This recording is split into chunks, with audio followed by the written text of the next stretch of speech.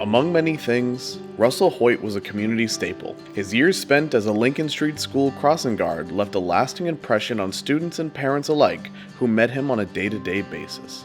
When news of his passing made its waves onto the Exeter, New Hampshire Community Forum, members of the community flooded the post with condolences and tales of Russel. One particular community member, Enna Grazier, was moved by his passing and decided that she wanted to help and support Russel and his family by opening a GoFundMe donations page in order to accrue enough money to get Russel a memorial bench through the Exeter Parks and Rec program. She was very successful.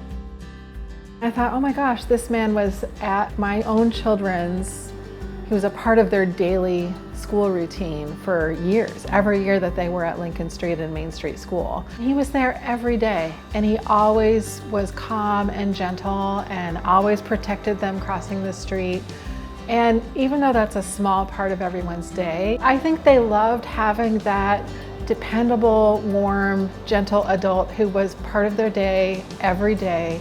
It made them feel safe and protected and cared for. So I just decided to go for it and see what we could come up with, and I just dove in. The goal was achieved in, I want to say, under 2 weeks. I think it took a little more than a week. It was really heartwarming to see these donations come in from so many people. I think it was 63 or 64 donors came together to make it happen. And they actually raised a little bit more than our goal. So we had a little envelope of cash that we walked over and gave to Mrs. Hoyt. Now, Russel's family meets with Parks and Rec to get a look at the bench for the first time. So when Enna launched it, it was really a groundswell, and you got really people, because Mr. Hoyt had been a crossing guard for so many years. Kids had grown up with him being a staple there.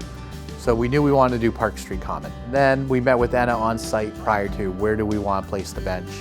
We try to be systematic about it, so it's not in the playing field or like right in danger of being destroyed, because obviously these are expensive benches.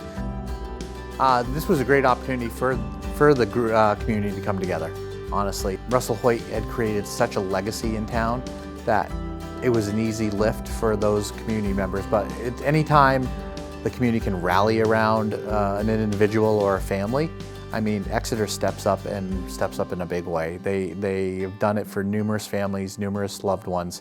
So I say the easiest thing for this is Exeter is a community, and go back to the old days of everyone knowing everyone no matter what, and will take money out of their own pocket to help.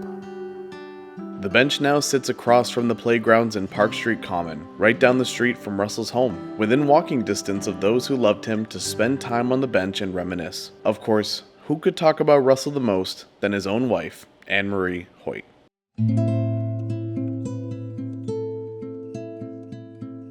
One day I happened to be home. I worked as a telephone operator for New England Telephone. And he came, and we kind of were kidding back and forth. And apparently, I guess he liked what he saw. So the next time he came, he asked my mother how old I was. She said 20. So we finally called and asked me to go out. I said, I don't go out with guys with mustaches. I was kidding. But he says to me, well, I'll shave it off. Well, that night when he came to get me, I went, oh my gosh, what did I do? Russel had a great sense of humor. He just loved talking with people. He had a lot of other interests too, but especially talking to people. And when he got the job as a school crossing guard, he was so happy. And the kids loved him. One time in the winter, he came home and told me these two kids were coming down the sidewalk toward him carrying a hat. And he thought it was somebody's hat that got lost, and they wanted to know if he knew who it belonged to. He said they finally got to him, and he was saying, I don't know who that belongs to. But they said, oh no, we bought this for you to keep your head warm and your ears warm. It gets so cold down here. And he was so touched. We still have the hat.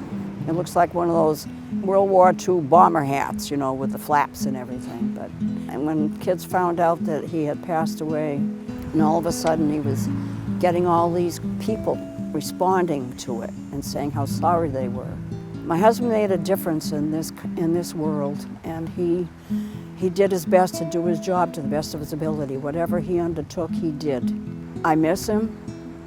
It's been hard, but when he was getting ready to go home, I said to him, I said, Russell, it's okay to go. I said, the kids are going to help me, and I'm going to be okay. You can go now. I said, I want you to go with God's angels to heaven, and you just know that I'm going to be okay. And I thank God for the years that we had. We took care of each other, and love just makes the biggest difference. I keep finding cards that he sent me over the years, and when I feel down, they show up, and they're such a blessing. And I know he's watching, and I wish he could come and sit on this bench. Who knows?